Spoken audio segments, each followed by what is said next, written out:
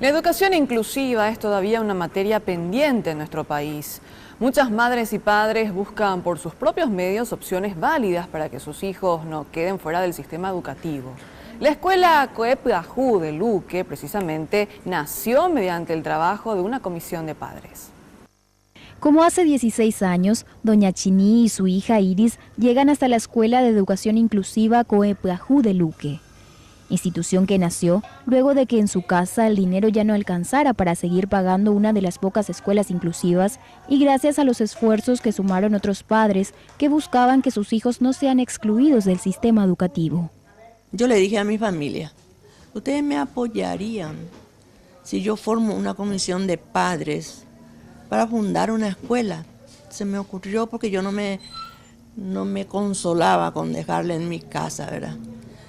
Y me dijeron que sí, mis hijas, mi esposo, mi hijo sobre todo, que siempre trabajó de chofer para la escuela, mi hijo.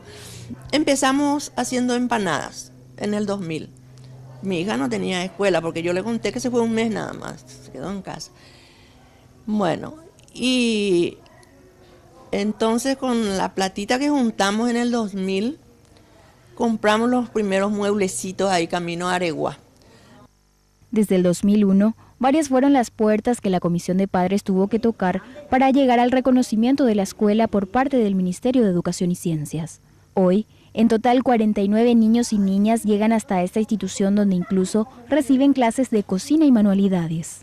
O sea que en el primer grado hay un grupo de alumnos que son para primero, segundo grado, o sea que diferentes niveles, sería un grupo de primer ciclo.